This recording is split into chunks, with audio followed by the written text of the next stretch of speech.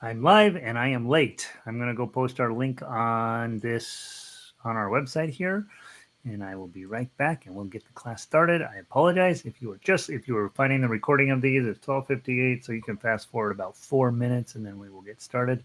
I'm going to edit this page real quick, and hopefully the sound is good. Hopefully the video is okay. All right, so let me put our link on this page so we can get some people in here. Delete, Command V,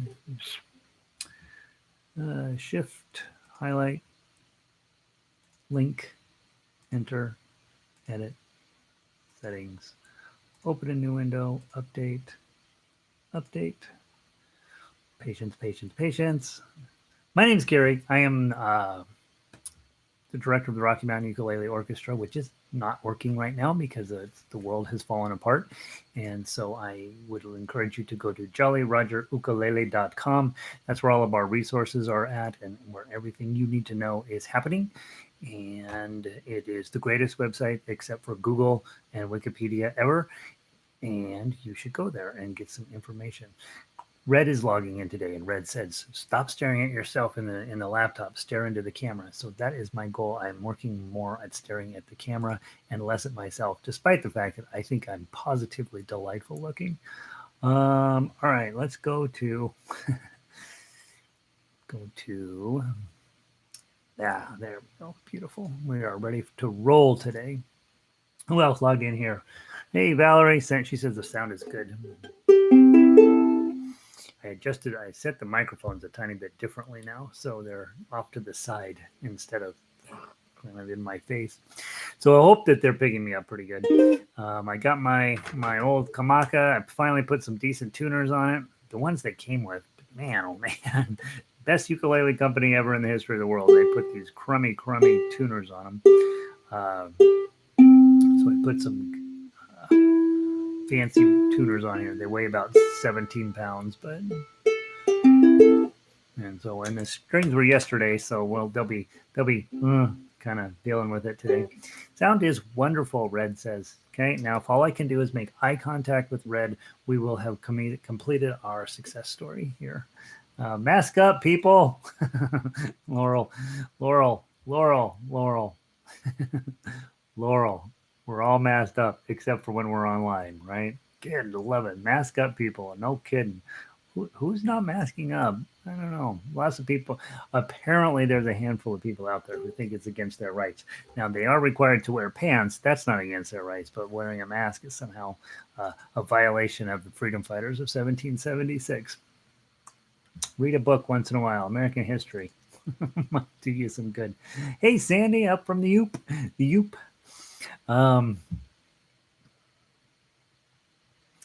I don't know why Sandy says the Yoop. I have to be honest. I don't know my Michiganian well enough to know what the Yoop means, but I love it. I love it that she's from the Yoop. Linda's here. Linda, I think this is Linda Harrison. I think is Linda number 1, and I think Linda Schmidt is number 2, and Linda from California is number 3. I think is how we have it numbered. Renee is checking in from Lakewood today. Renee checks in every day from Lakewood, which is delightful to have her here. Gary and Diane ready to plug. Diane, I hope that you straightened him out on those grace notes. I know I sort of bad talked him a tiny bit yesterday, but I sat down yesterday and I worked on my grace notes for this piece as well. And I got to tell you know how on piano we go brook, on ukulele it's so much more work, and I just don't know. Boy, it just drove me bananas. So thank you for keeping up the excellence. I love that, Diane. Jana's in from Waco, Texas, probably 8,000 degrees down there. Good to have you, Jana. Chris is in today. Jerry's in today. Fran. Yeah, Fran, what the heck? Had to miss yesterday. What the heck? We all leaves must be approved, and no leaves are being approved. So get to class.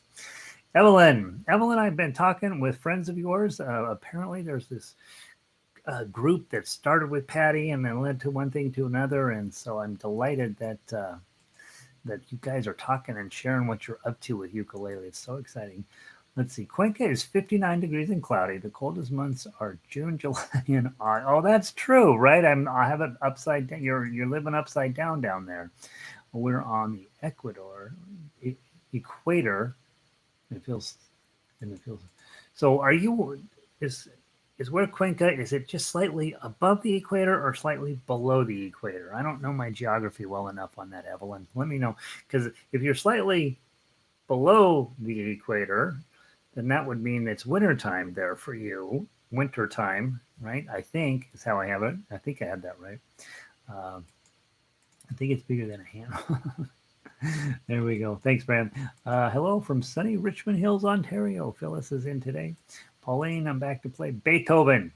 Pauline is sort of the kingpin of all of this stuff going on. I think it's Patty, Pauline, and Evelyn are people who know people. People.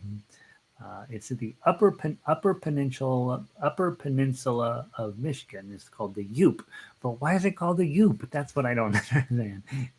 Up, up, Ooper. Oh, maybe that. Oh, I got it. All right. Diane's on time. Finally. Come on, Diane. Q's here. Jacqueline's here. Carol is here. All right, guys. It's 104. Let's get going. We're having a lovely day here in Colorado. It's 84-ish, something like that. And I'll tell you, you guys have to live through my condominium news. I'm the president of our condominium. Our condominium was built in 1964, which basically, I'm sorry, 1956, not 1964. 1950. I was built in 1964. Condominium building, 12-story building in downtown Denver, built in 1956, one of the very first high rises in the city. And as some of you who were built in 1956 know, your plumbing's not that great, and your heating and air conditioning could use a little work. And so that's what I do as the president of our condominium association, is take calls about the air conditioning being out, the heater not working properly, and the plumbing is backed up. That's basically my function in life. And so today it's very exciting. Our air conditioner has 3 compressors, and they're these giant scary motors, and they're really loud, and they're right here. And every 4 to 5 years, one of them blows a motor. And we had a motor go out earlier this couple weeks ago. And of course, we had 100-degree weather the entire time. And so today, the motor is going into the basement, and we're very, very excited. We're fixing our air conditioner today. So while I'm here playing ukulele, I have our maintenance guy freaking out about getting cars out of the way so they can bring in the crane and all this stuff. And so I would way rather be here playing ukulele with you than working on that. But when I go home, I might have nice air conditioning again. Let's see. Evelyn, we are slightly below the equator. Quito is on the air. Okay, so Quito is right there. So you're slightly below. So it's technically winter where you are. That's exciting. All right, very nice. Linda finally made it. All right, we got Linda number 3, and now we can get started. And Jennifer, where have you been? I've been busy worrying that you learned everything you needed to know in one lesson, and we're just gone. And so I'm glad you're back. And okay, now Kat's finally made it in. So now we can start the lesson. All right. So today we have 2 things, right? We have strumming, and we have strumming in the key of C. And we'll talk about why it's way into the program before I even start messing with this stuff. And then I put up the complete rest of the Beethoven. So any of your previous copies of Beethoven, make sure you transfer any notes you made on that piece and put it on your current Beethoven. There will not be another Beethoven. So, Valerie, there will be another Beethoven. Don't worry. But there will not be any more copies of this Beethoven. This is we got more than enough. It's absolutely in great shape. And so the 4 pages you have of Beethoven will be the 4 pages of Beethoven. And then I came up with another plan today as I was busy posting that, and I'm going to run it by you guys today and let you know what I'm planning.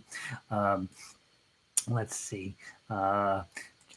Jennifer's still learning. You know, who was I talking to today? I think it was Pauline, and she says, yeah, I started playing clarinet back in elementary school, been doing music our whole entire life, still more to learn. So some of you guys that are newer and you're thinking, I'm going to learn all of this stuff and I got to get better at playing, you're never going to run out of things to learn in music. It is a lifelong aggravation and companion, this music business.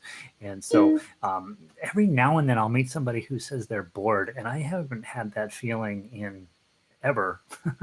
And because I got this, right? And so you will never be lonely. You might be lonely, but you'll never be bored. If you pick up piano, you're going to be lonely, but you're not going to be bored. That's for sure. This guy helps you make make friends. Okay, made my friend Kathy. I didn't know Kathy prior to this, and now I do, and I'm delighted. Kathy's helping me learn to be a better singer. She has cut out for. She gave me the first lesson, which was the best lesson I think I ever got, and I've read 2 books on how to sing. Isn't that amazing? I'm still terrible. It turns out reading the book versus doing the practice and the study is different, right? So don't get overly focused in on all this paperwork I throw at you. Make sure that you are also doing your homework from time to time. Let's talk about key of C strummers. I wanted to just double check because I think we have 99 songs in the program, and I'm not going to post any more until Saturday. So next week we celebrate our 100th song in the program. All right, Jack has made it in. Jack and Barbara in from Glenview, Illinois. Is that a soprano kamaka? Yeah, this is my soprano kamaka. Yeah, that's. I bought. Here's how it went. I found a ukulele in an antique store, and I think it was 2000, 2001, 2002, somewhere in there. And it was one of these junky ones, so not unlike a lot of the ones that you're playing out there. Just was $35, and it was made out of, sawdust and spit, and it was just barely a ukulele. And then I bought a Bushman, which was $183 at the time. It was a tenor size, and it turns out that it was for the time it was a decent ukulele. These days it's a third of the ukulele that you can get for the same price. It was, and it turns out the guy who runs the Bushman company has a consistent F rating in the business. I don't know. He's got some trouble with his business practices. Anyway, that was a long time ago. And then we happened to be flying to Hawaii, and I said, I'm going to get a ukulele while I'm there. And my wife said, I don't want to know anything about it. I don't care what you spend. Just don't tell me what you spent. And so I got this actually in Hawaii. And so I'm very excited about it. I've been dealing with these crummy tuners that they put on them back in the day and forever. Every time I tune it, I got angry. And so yesterday I put some fancier tuners on, and so I've got loose strings now, and I'm going to be out of tune all day today. If I haven't mentioned, and you're a newer person, this is the one you got to own. You got to own a snark. You have to talk yourself into paying the $18, or I think on Amazon sometimes there's $17. Don't get the cheap snark. Get the good one. Okay.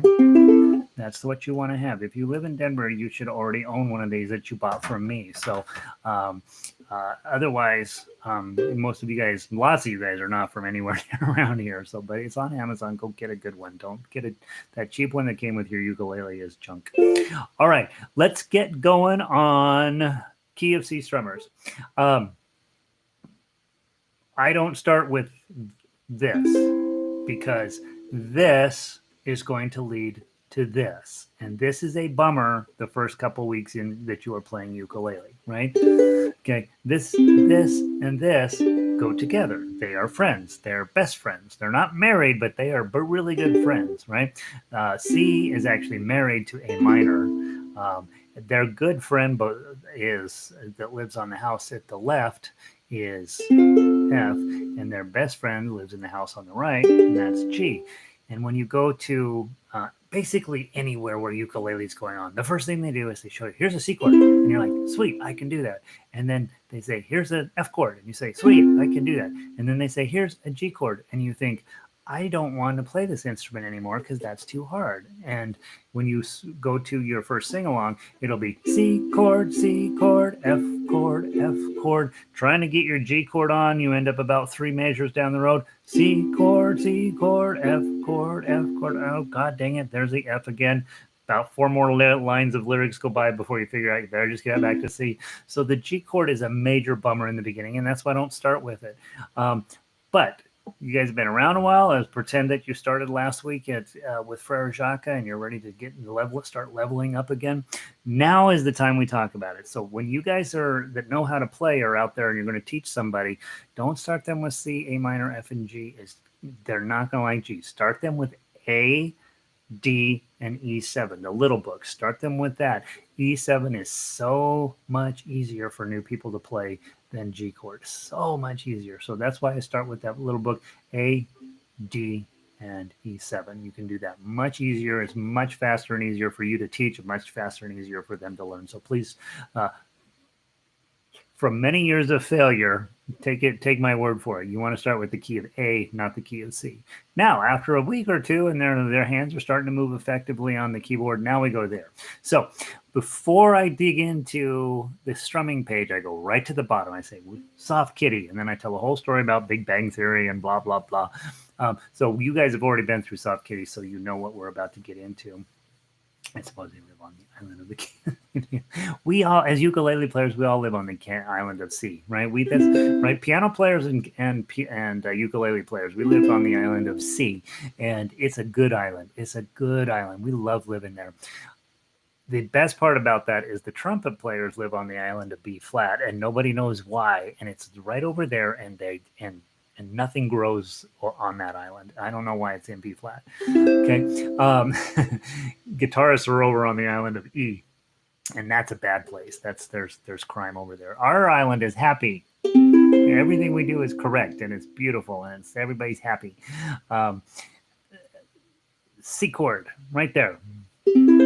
But if I go to the bottom of page 1 and says soft kitty, there's a C7. So instead of playing that chord, we're going to play this chord. Okay, and hear the difference. C chord, happy, easy to get along with. You're going to go out on a date with C chord. It's beautiful, stable, nothing exciting, nothing terrible. Just absolutely one of those things you can depend on. Then you go to C7, and you get that weird sound there. What in the heck is that all about?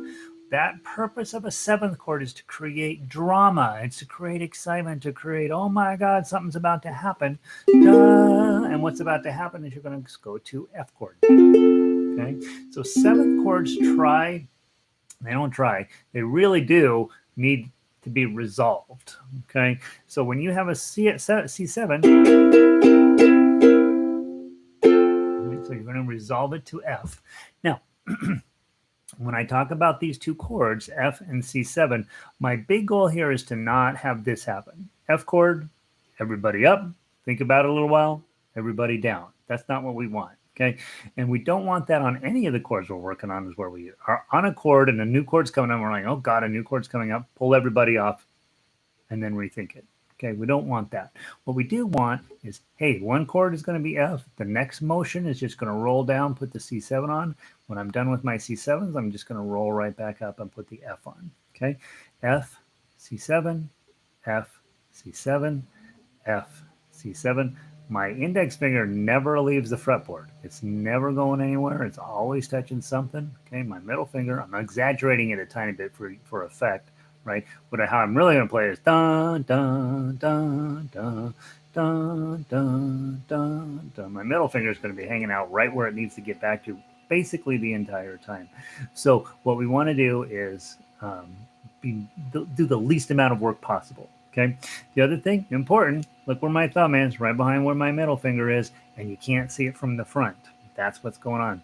Today I was scrolling around looking for a ukulele graphic, and I'm going through free images type things, and about half of the ukulele players, and that when you see their hands, are just a wreck, and it just makes me so mental. I'm so sad for those players that think that they're doing it right. Your thumb, I don't ever see your thumb. Don't ever let me see your thumb. I lose my head. And just try to keep it back behind where your middle finger is. Wherever your middle finger is, that's where your thumb's hanging out. And it's going to make your life, I promise, down the road, you will be like, oh, I'm really glad I learned that from Gary, because all these other players I know are falling behind. Or they may not be falling behind. Some of them are a heck of a really good player. They're just making their life harder for no reason whatsoever. Make sure your thumb is out of the way. There's your F chord. Okay. Last thing, are you holding it at a decent angle, 45 to 60 degrees? Somewhere in here is where your ukulele is. Not down here. Make sure you're not holding it down here. That's not going to be good for you.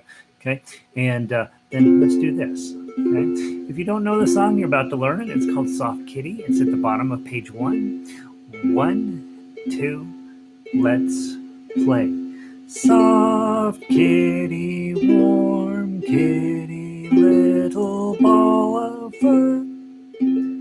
Happy kitty, sleepy kitty, purr, purr, purr. those of you who aren't sure you're ever going to teach ukulele, just know that this, if it comes up, you can do this. And if you can't sing, which I don't, am not a great singer, right? You can get it close enough to show them what's going on. Let's play it one more time. Those of you who are working on next level activities, and stop strumming and start plucking. 1, 2, ready, play. Soft kitty, warm kitty, little ball of fur. Happy kitty, sleepy kitty, purr, purr, purr. Okay, I keep this going steady no matter what the song is doing, no matter what lyrics I'm singing, what the melody is doing. This just stays a completely consistent, whether I'm doing this or doing this. I don't change anything. It's always just keeping with the beat. It's serving as the drum as well. Then, last level of difficulty, we're going to take thumb on. Oh, somebody's calling me. You're going to have to wait until I'm done with ukulele. Thumb, index, middle. Okay? And you're going to take your thumb on the third string, it goes down. Index on the second string, you can't see the lighting wise, up, and then middle finger up on the first string. Thumb, index, middle, index. Thumb, index, middle, index. You're holding the F chord. Thumb, index, middle, index, thumb, index, middle. Notice we're just abandoning the fourth string. Let's speed it up. 1, 2, 3, 4. 1 and 2 and 3 and 4. And soft kitty, warm kitty, little ball of fur. Happy kitty, sleepy kitty, purr, purr, purr. Keep going. Soft kitty, warm kitty, little ball of fur. Happy kitty, sleepy kitty, purr, purr, purr. Keep going. Soft kitty, warm kitty, little ball of fur. Happy kitty, sleepy kitty, purr, purr, purr. And then a nice big F at the end. And now you've got a song. Okay, so we take F chord, we take C chord, we get whatever sounds come out of our face to carry the melody, and then that's when our right hand starts to become important. Sometimes we strum, sometimes we pluck everybody, sometimes we come up with a pattern with our right hand, depending on which strings we want to use that's going to sound the prettiest, and we just do a pattern over here, and that pattern never changes. The one place that I did change, when you get to purr, purr, purr, purr is one beat and purr is another beat, and you're not finished with all of your fingers, right? So you can go back to your thumb, which I did a couple of times, and just purr, purr, purr, right? So I went, and I'll hold the chords. Purr, purr, purr. Okay, so I went back to my thumb a couple of the times. One time I just kept the pattern going. Purr, purr, purr. So that when I went to the C7 purr, I started that with my middle finger and came back to my index finger. Both of those systems are 100% okay. You know, you can do either of those situations. Sometimes one will sound better than the other. It just depends on the situation. I think in this song, it doesn't matter what you do. But what we're not really trying to learn the song, right? We're trying to think about when I'm a musician and I'm an instrumentalist, it's more than me singing and backing me up with chords. I got to do something with this machine to make it better than the guy sitting next to me. And so when I go to a strum along and I'm always sitting next to somebody, right, and they're just busy doing this because that's the only thing they've learned, I want to take this and do this, or I want to do some arpeggio picking, or I want to start doing in some fills or whatever, you know, or I want to use a weird F chord, and I want to use this F chord, right? Okay, and so I want to be moving this whole thing around where whoever are sitting on either side of me, I want to be just much better than them, right? And that doesn't mean I have to be better than them. It just means I have to do something different or more creative than them. And then they're going to be like, oh, your ukulele sounds really good, right? Well, yeah, I bought it. It's from Hawaii, blah, blah, blah. I don't care what ukulele I'm playing. As you can tell, most days I'm playing a hunk of junk. But what I do want is for you to have the skills necessary to walk into anywhere, whatever they're playing, you can play it. And not only that, but you can play it a little bit better than the guy next to you. Or a little, not better, different, a little different than the guy next to you. All right. So I always start with Soft Kitty, and then I switch. Let's go to page 2. We're going to do Kookaburra. Okay. So Kookaburra is on page 2. You're only going to use 3 chords. Okay. You're going to use C. That's not true. You're going to use 4 chords. You're going to use 4 chords. You're going to use C. So we take a minute to learn C. Okay. You're going to use an A minor. So take your A minor up here. Okay. You're going to use F. Don't lift up your index or your middle finger. Put your index down. Okay, that's your F. And then we're going to do G7. Guys, when you're first teaching this stuff to somebody, G7 is a million times easier than G. Okay, so just have them drop their middle finger and add their ring finger. Everybody likes G7. Okay, especially after they meet G, they're like, ugh. Okay, and those are your 4 chords we're going to use. C chord, A minor, F chord, and G7. Okay, let's play Kookaburra from the top. What happens if you miss a chord? You don't lose your mind. You go find the next C that's coming up and be ready. Okay. So in other words, you're never camping out on whatever chord you're on. Just look and see what the next chord is and be ready for it. And you want to be on the chord by the time the beat shows up. So if you're always running behind, it means you're falling asleep on your current chord. Don't fall asleep on that. Once you get it on, look at your paper and see what the next thing coming up is. A lot of times we're so busy reading the lyrics and trying to sing that we're late coming in with our chord. So try, when you first start, don't even sing. Just let somebody else in the room do the singing. Your job is to make sure that I'm on the C chord first, then I'm going to move to the F chord, then I got to get back to C chord, then I got an F chord coming, I got a C chord. You want to be on your chord and ready to strum by the time it shows up. Okay, so always be reading 1 chord ahead at least. Okay, we're going to go fairly quickly through this because it's very repetitive, all the same. You should be aware. Verse 3, the greatest line in music that has ever been written is sitting there waiting for us. Okay, from the top. I'll do the intro and then you'll come in. Okay, play with me. It's a duet. 1, 2. Let me play the intro. Go. Kookaburra sits in the old gum tree. Merry, merry king of the bush is he. Laugh, Kookaburra, laugh. Kookaburra, gay your life must be. Keep going. Kookaburra sits in the old gum tree, eating all the gumdrops that he can see. Stop, Kookaburra, stop. Kookaburra, leave some there for me.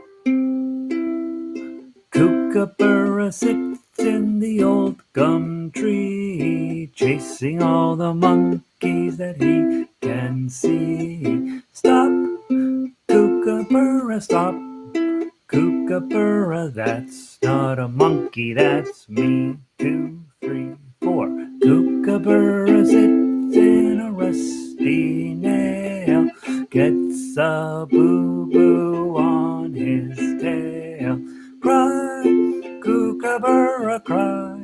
Kookaburra, oh, how life can be.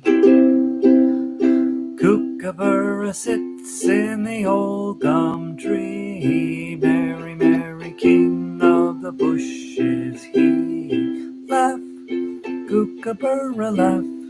Kookaburra, gay your life must be. Okay. I love that song, by the way. If you were a Girl Scout, apparently all Girl Scouts know that song. I don't know. There's some sort of rule. If you're a Girl Scout, you are required to learn that song. And none of the rest of us know that song, but it's a super fun song from Australia, blah, blah, blah. I think the greatest line of music has ever been written is stop, Kookaburra, stop, Kookaburra. That's not a monkey, that's me. Oh my God. If I had written that, I would just drop the mic. I would walk away from composing forever. That is brilliant. That is absolutely brilliant songwriting. What you're walking away from is all of those are the same. So it's a great one to practice, right? So you're sitting at home going, I'm not so good at changing chords on time. Just sit at home, start slow. Kookaburra sits in the old gum tree. Merry, merry king of the bush is he. Laugh, Kookaburra, laugh, Kookaburra, gay your life must be. What I'm doing when I'm playing that slow is I'm thinking about my motions on my left hand. I want my left hand to move in a way that's very thoughtful and methodical. And I know, hey, when I'm on C and I got to get to G7, index, boom. Okay, when I come back, ring, get rid of these guys. When I'm here, and then pull this off. I'm thinking very methodically about what is, if whatever chord I'm on, what's the motions I'm going to need to get to the next chord without having any extra motion. So I don't want to yank my whole chord off, think a little bit, and then put a new chord back on. I want to see how I can get from one chord to the next as smooth and as carefully as possible with the least amount of fanfare and drama. I'm a musician, right? I want to be super lazy about this kind of stuff so that I can be super fancy on this side. Now, once I'm done teaching Kookaburra, we've learned C, we learned F, we learned A minor, we learned G7. Things are going great. Everybody's happy. Then I talk. I'd only talk about the next three songs in your packet. Hallelujah, which, by the way, those of you in Global Institute, we are eventually going to play it in Global Institute. I have the full arrangement on the Global Institute page. If you like this song, it's there. I am not a huge fan of this song. I'm a huge fan of Leonard Cohen, but I'm not a fan of this song in particular. But a lot of people have sent me an email and say, hey, do you have Hallelujah? And of course I do, so I send it to them. And so I put it in the handout that I give to people just so they have it. I don't ever cover it. On the next page, the reason I don't cover Hallelujah is the words don't make any sense. The next page is Over the Rainbow, the Israel Kamaka'aoli version of that. Everybody wants to have this. Everybody thinks that's what they want to play. Here's what we all know.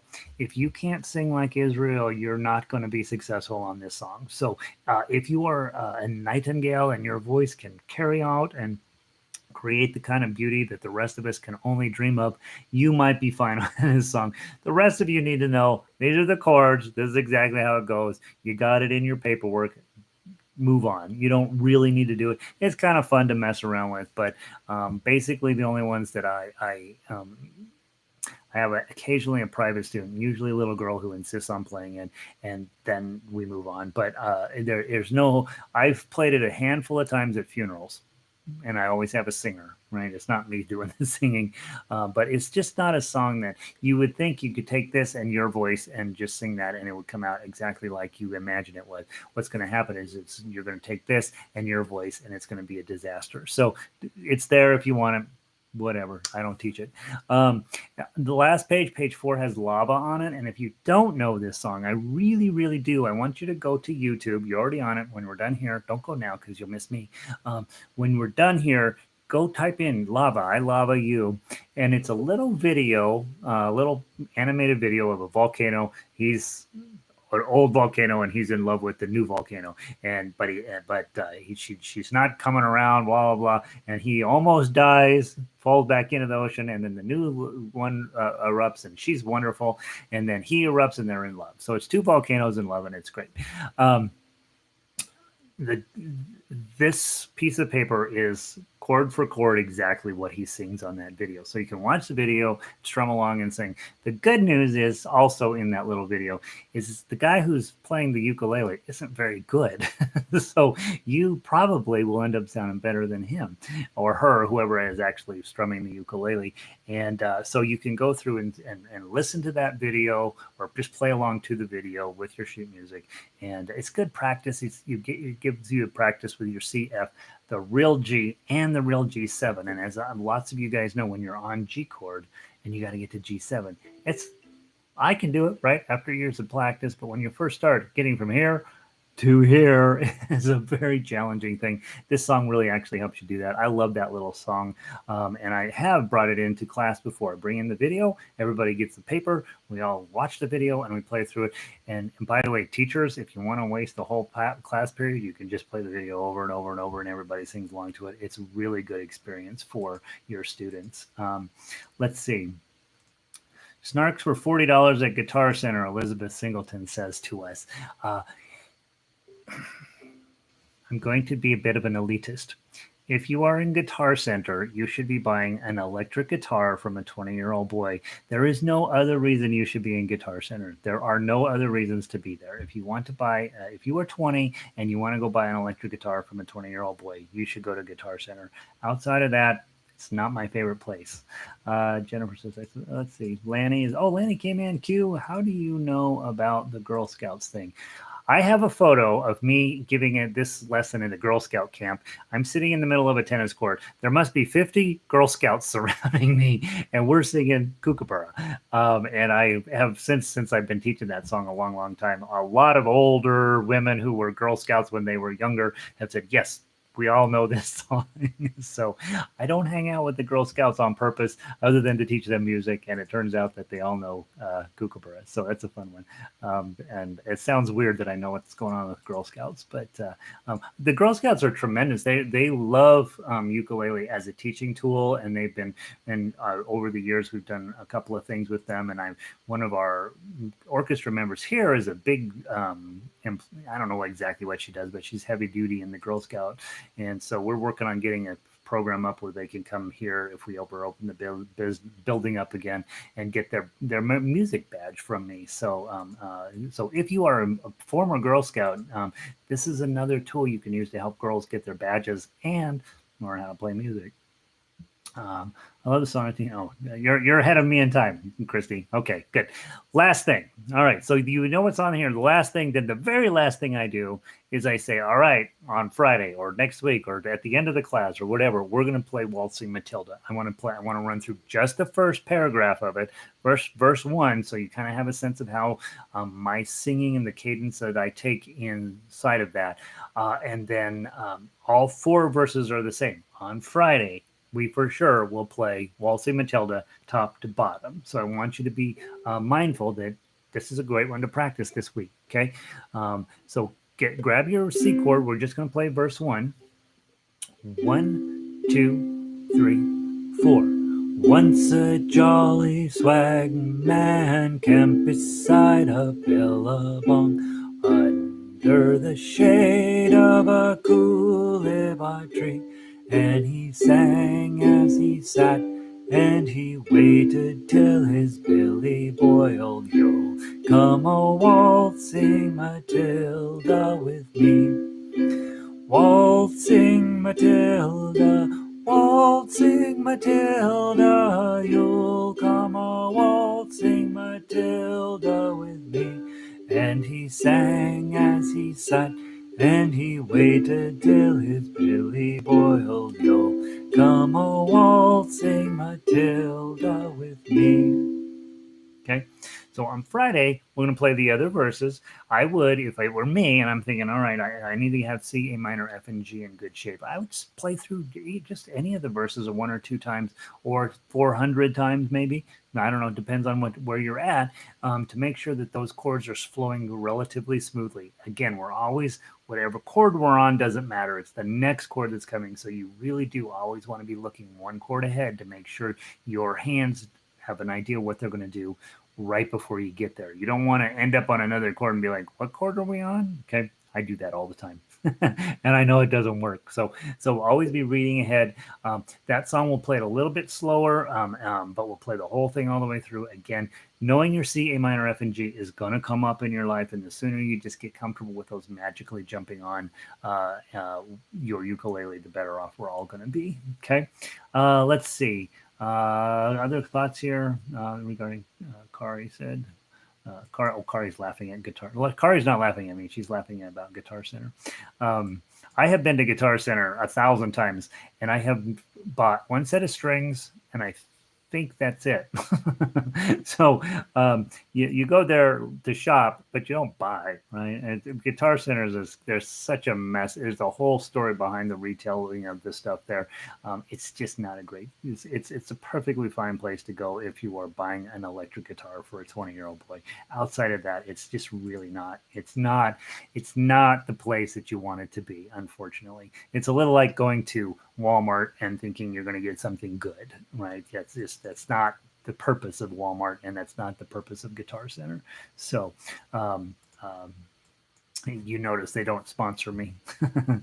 Fran says the more expensive snark tuners have a metronome built in. Yeah, you can buy those ones. I do think that it's a good idea for you to have a metronome either in your phone or on the tuner works. The problem I have had with those metronome tuners is that they eat up batteries pretty fast, so I don't necessarily recommend that. The one I have, I think it's called a ST8 or an SN8, and I feel like it's a chromatic tuner, high definition screen in the modern computer in it. That's the one that I sell here in the shop. It's $18, and I think they're about the same on Amazon. I have a question about measures 12 and 13 of the Sonatina. Should I text it or chat? Well, we'll get there. Okay, we'll get there, Kari. We haven't started on it yet. All right, Kari. So that's it. That's what we'll do on Friday. We'll play Waltzing Matilda. Make sure your C, A minor, F, and G are in good shape. And in case you didn't notice, if you take C and you follow it with A minor, which is on your chart, and then you follow it with G, and then you follow it with, we follow it with F, and then you follow it with G, you've just written every single song from the 60s. To wit, listen.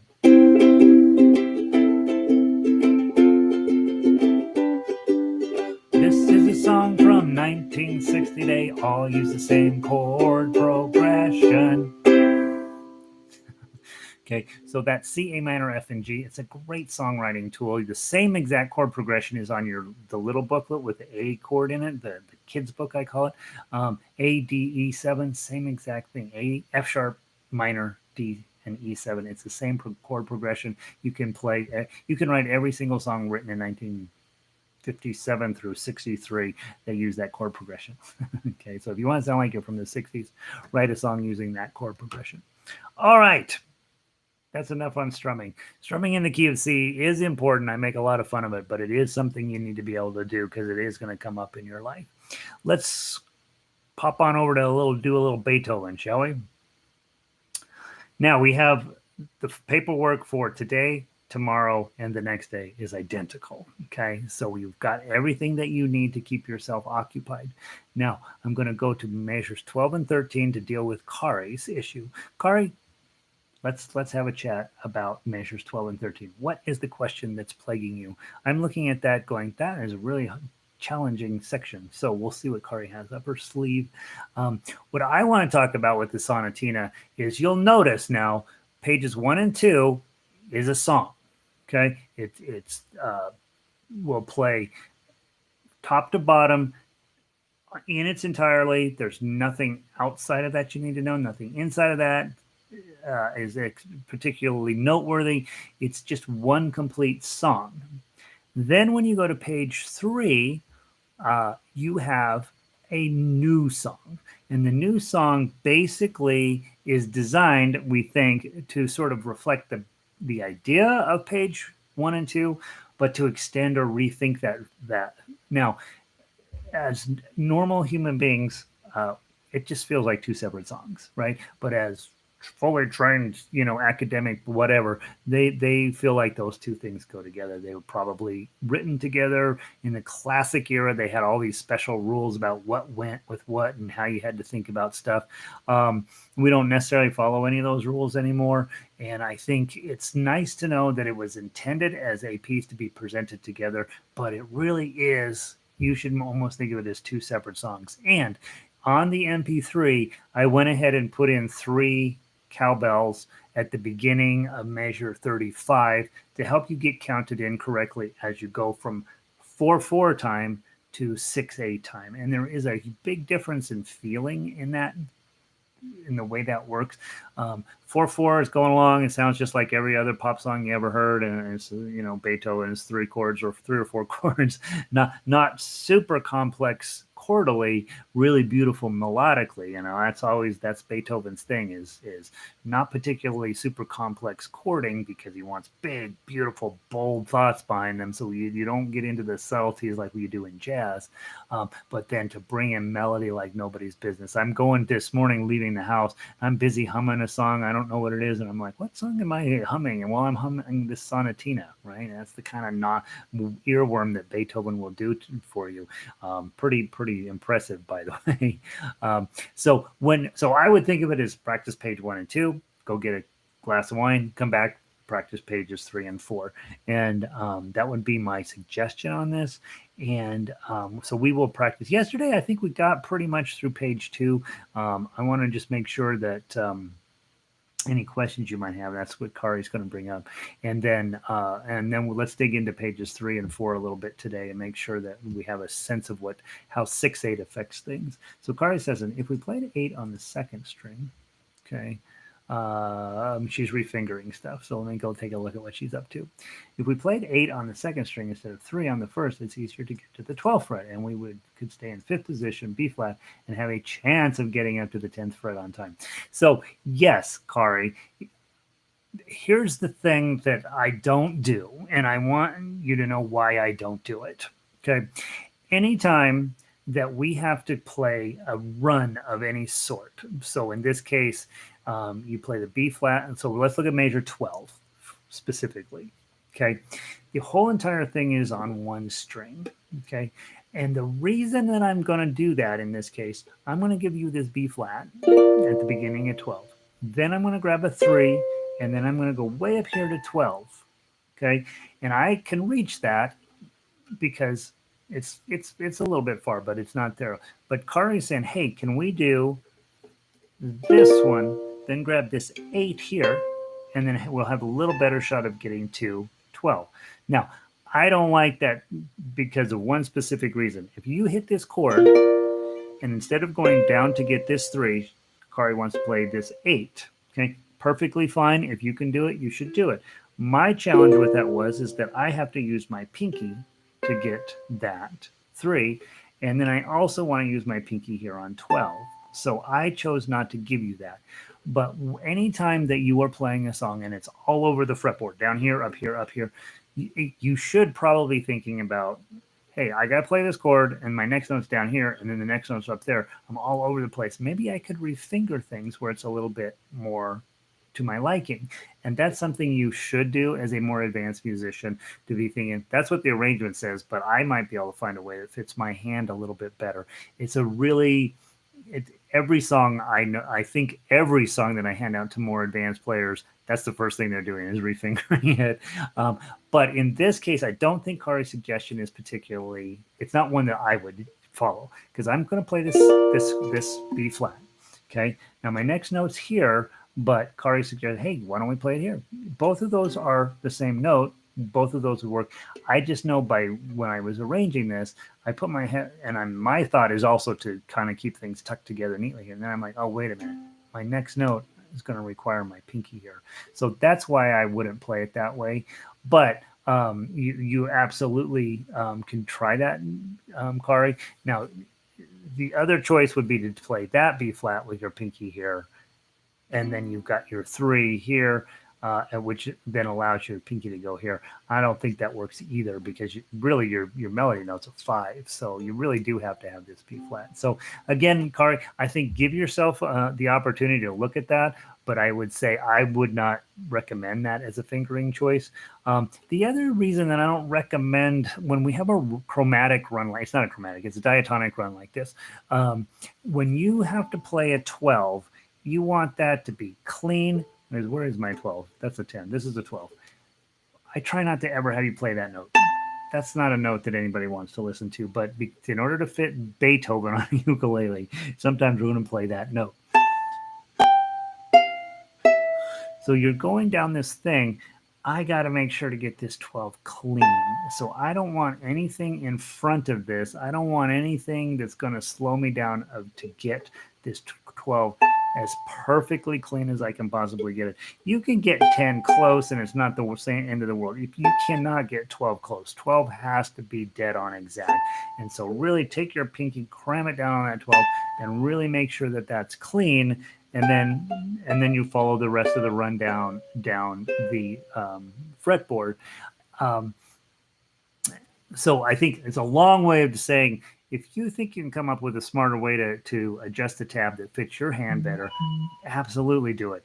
But be mindful that you may be setting yourself up for other challenges. The other challenge that I will tell those of you who are more advanced and you go to teach somebody a song, you should know that on a less expensive ukuleles, this area and this area are kind of not useful. Okay, so when you start putting notes up here on the second string, and as our advanced group here in town, they'll often put notes up here on the third string. Well, they all have $400 or $500 ukuleles, right? So these notes are actually useful. But generally, if you have a $70 or $80 ukulele, these notes are just kind of muddy. They just don't never sound no good, right? So I'd almost never use the notes on the third string up here in this, because I know a lot of players, it's just not going to sound good even if they hit it perfectly. So just be mindful when you're doing arrangements or rethinking things. If it's for you, do what you want. If you're going to be sharing that with other people, be thoughtful that just because you can put it here doesn't mean you necessarily should. Okay, so that's a long way of saying do whatever you want, Kari. Okay, let's see. Chris Red asks, it sure is. I don't know what that means. Actually, I think I like playing B flat and 1-3 on the first. Yeah. So Kari's like, never mind. Laurel, I'm with Kari. Let's see, Valerie. So you're suggesting I drink wine before pages 2 and 3? Never thought of Beethoven. So for those of you who are new to classical music, nobody really likes classical music. What they really like is putting on a fancy dress and drinking wine, and then you put on Beethoven to make it sound sophisticated and upper class, right? So just so you know, what we're doing here is not about playing Beethoven on the ukulele. It's about drinking wine. Good catch, Valerie. I forgot I never explained that. I knew there was a reason I was learning this. Wine. Very funny. The other reason, well, you know, we learn jazz for the same exact reason. There is no reason why anybody should ever learn jazz, because it just sounds like tin cans falling out of the back of a pickup truck. But there's always a cocktail, you know, one of those fancy ones that come in a glass like that, with a thing. That's what jazz is for, is to drink a cocktail. So, all right, you guys are getting me off track. Stop it. All right. I want to start on page 3 because that'll give Valerie, you know, a warm up for her glass of wine. Let's go to page 3 because I think we covered page 1 and 2 quite a little bit yesterday, and let's just talk about what's on page 3 and 4. Luckily, pages 3 and 4, the work is a little bit easier on the ukulele than pages 1 and 2. So pages 1 and 2 are a little bit more challenging. Pages 3 and 4, I think, of the two are a little bit more cooperative with us on ukulele. So let's go to measure 35. Okay. Jennifer, well, so what are we supposed to drink if we like rock and roll? Whiskey. Come on. All right, here we go. 013. Don't get me off track, Jennifer. With 6/8 time, 6/8 time is a bit of a conundrum because we're supposed to count it as 1, 2, 3, 4, 5, 6. 1, 2, 3, 4, 5, 6. But that's an awful lot of counting. So we tend to count it as 1, 2, 1, 2. When I conduct, I usually conduct it as 1, 2, 1, 2. And what that usually, the musicians know that to mean 1, 2, 3, 4, 5, 6. 1, 2, 3, 4, 5, 6. 1, 2, 3, 4, 5, 6. So 1 and 4 get a little bit heavier emphasis than the other beats. Okay. And in this case, you can see just by looking at my arrangement here, there's usually a chord on 1 and there's usually a chord on 4. And so that makes sense that those would get a little bit more oomph automatically because there's a full chord sitting on there. And then there's other notes in between there, right? And so you're really just drinking 1, 2, 3, 4, 5, 6, or more easily just for your head, 1, 2, 1, 2. That's, you have both ways of counting 6/8 are legit. Okay, so it's not like one is better than the other. As long as you know both ways, then you can choose what's easier for you. So I am going to count in 1, 2, 3. I put in 3/8 notes there on purpose to help you get your timing right, and then we'll go from there. We're going to go crazy slow. Okay, crazy slow. Everybody's drinking already, so we got to give them time to catch up. Okay, 1, 2, 3.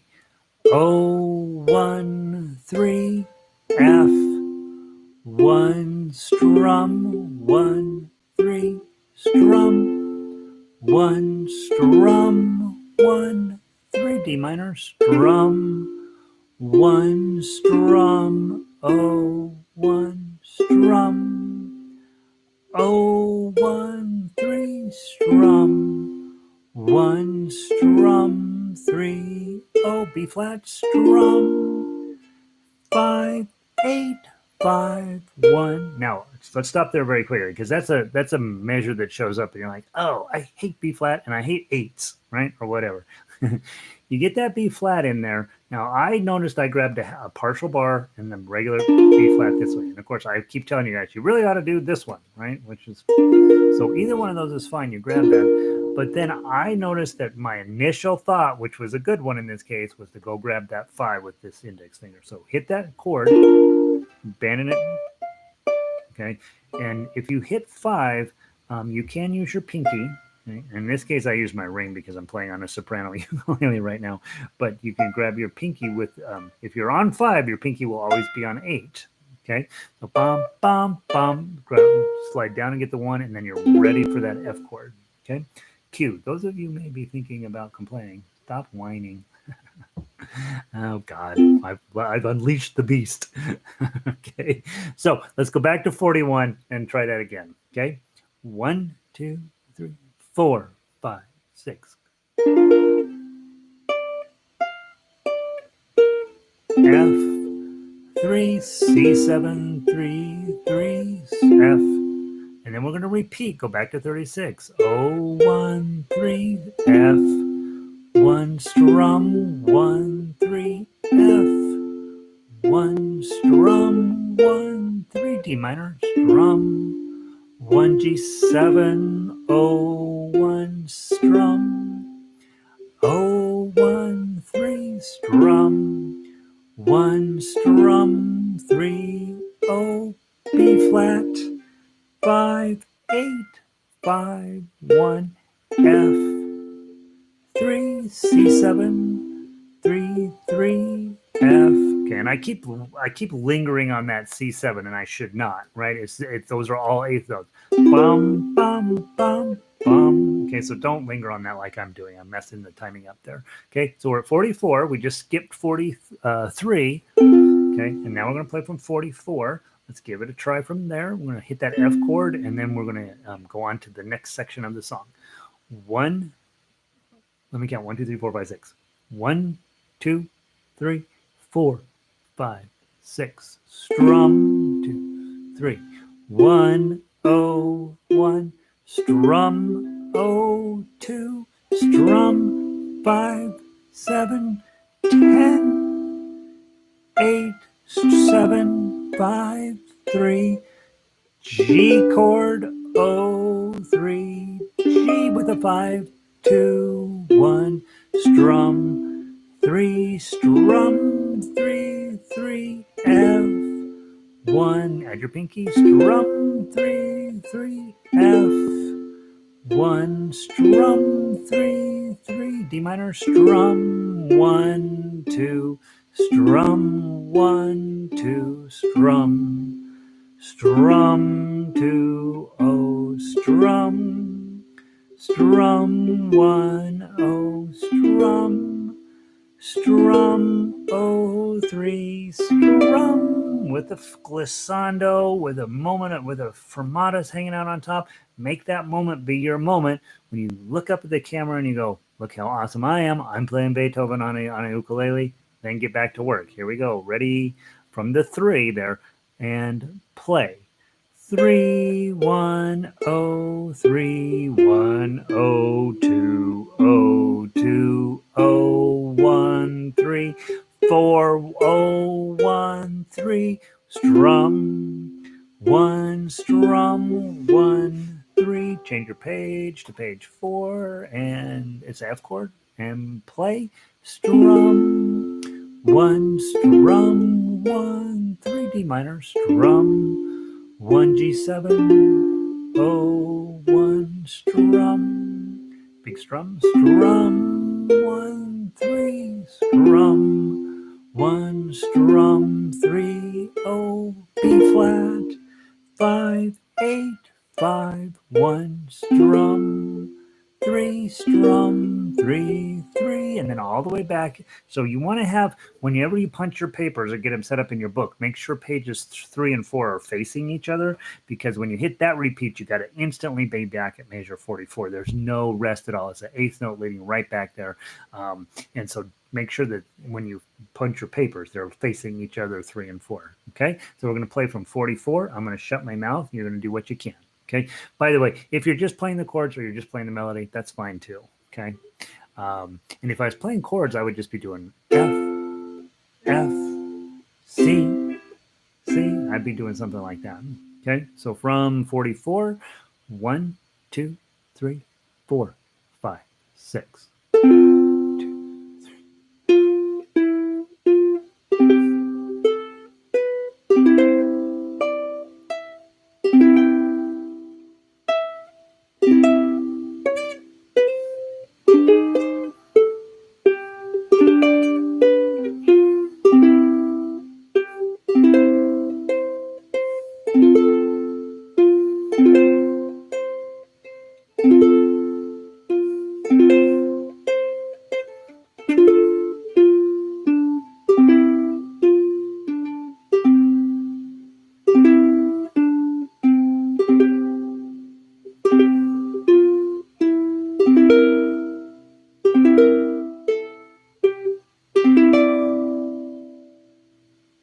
Go.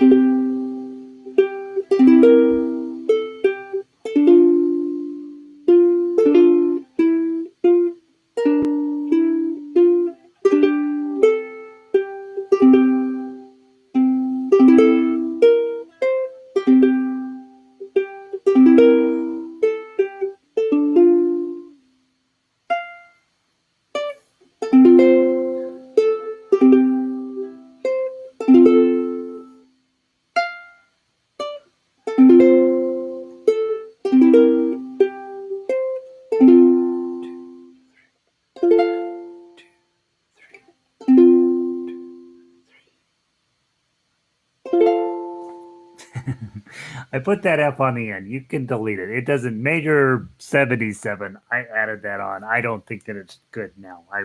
This morning I thought, oh, that sounds super cool. I'm going to get rid of it.